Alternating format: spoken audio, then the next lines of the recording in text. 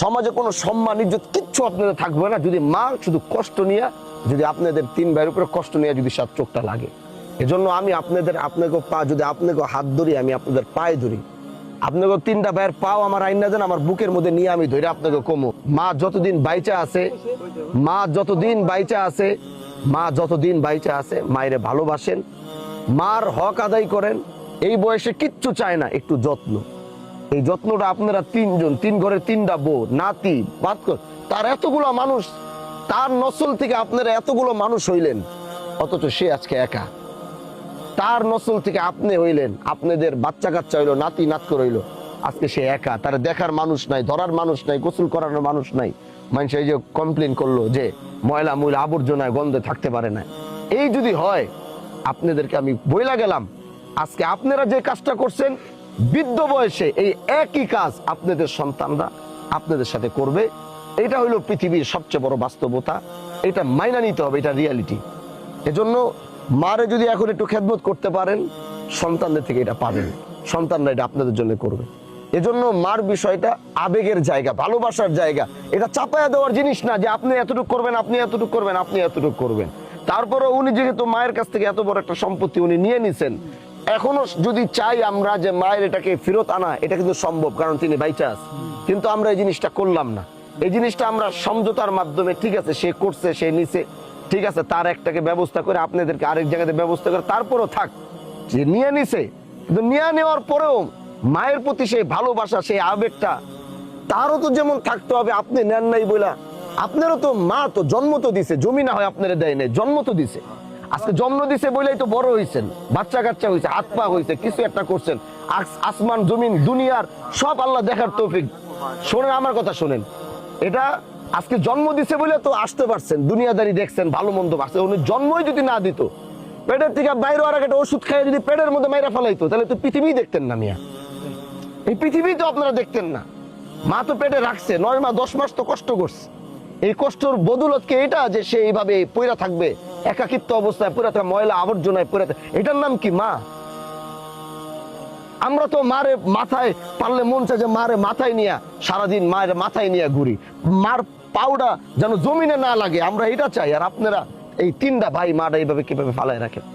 এই জন্য আমি আপনারা বলি, আমরা চাইলে পারতাম আপনার মার জমিটা এখন ফেরত দিয়ে আবার আনতে, আমরা সেটা করি নাই।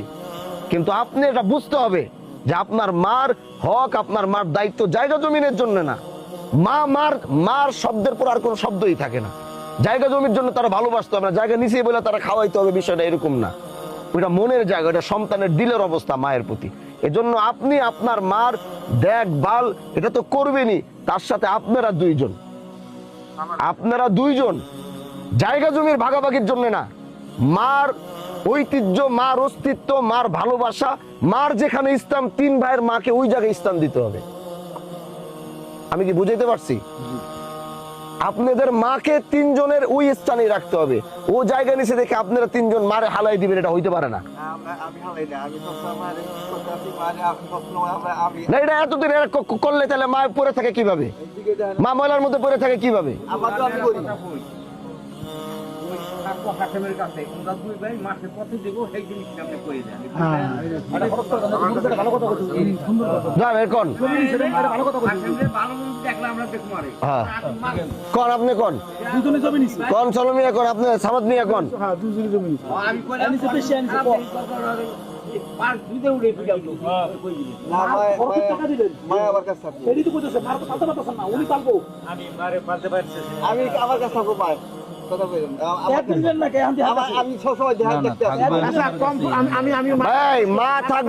মা থাকবে হাশেমের কাছে।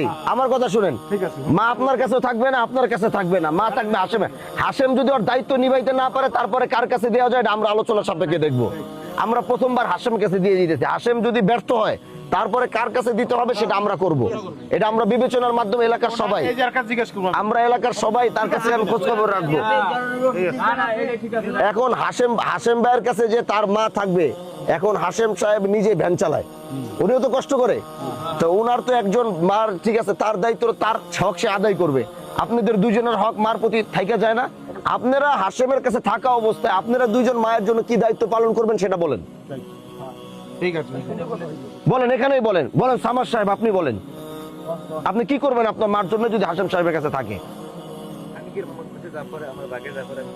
আচ্ছা, এটা এটা কত, মানে এটা এই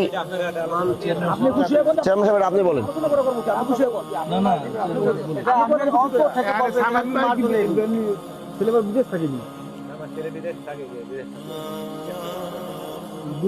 দুই জনে মারে 2,500 টাকা দিয়ে দিই।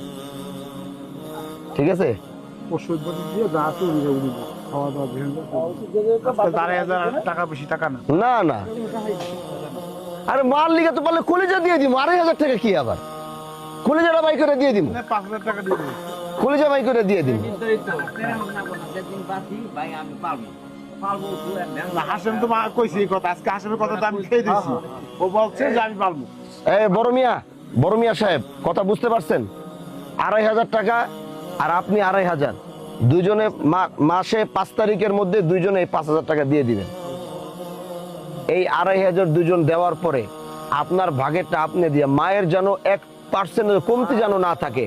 মায়ের ওষুধের কমতি, মায়ের জায়গার পরিবেশ, খাট দুয়ারের মধ্যে কোনো কিছু যেন কমতি না থাকে। আপনি যদি ব্যর্থ হবেন তাহলে পরবর্তীতে আমরা আলোচনা করব, কিন্তু আমার মনে হয় যে আপনি মায়ের জায়গার দায়িত্বে ব্যর্থ হবেন না, এটা আমার বিশ্বাস। এজন্য সমাজ সামনে, মুরব্বীদের সবার সামনে আপনার কাছে আপনার মারে আমরা বুঝাই দিয়ে গেলাম।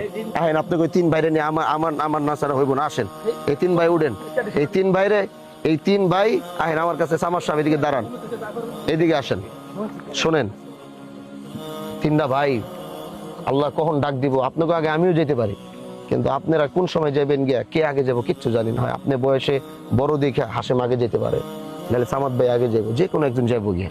কারটা আল্লাহ আগে রাখছে জানি না। শেষ বয়সে জীবনের ওই শৈশব কালগুলা মনে কইরা, ভাই এই দ্বন্দ্ব তো আগে ছিল না, যখন আপনারা ছোট ছিলেন তখন তো এই দ্বন্দ্বগুলো ছিল না। এই বয়সে আইসা আপনাদের আমি অনুরোধ করি, এই 3টা ভাই আসেন, হাতটা দেন আমার কাছে। এই 3টা ভাই দেন আজকে থেকে। এই 3 ভাইরে যে এক কাতারে রাইখা গেলাম, আল্লাহর দিকে তাকায়া। আমি সব সময় আছি, কিন্তু ওরা আমার মানে না। মানবে, এখন মানবে, আসেন তুমি বড় ভাইরে বাবার জায়গায় রাখবে, ঠিক আছে? সমস্যা হলে আমার বলবে, আমি যদি না যাই তাহলে বড় ভাই না সামাদ ভাই, আপনার বড় ভাই না, বড় ভাইরে বাবার জায়গায় রাখবে। আজকের পর আর ভাই কোনো গ্যাঞ্জাম করবেন না, ঠিক আছে?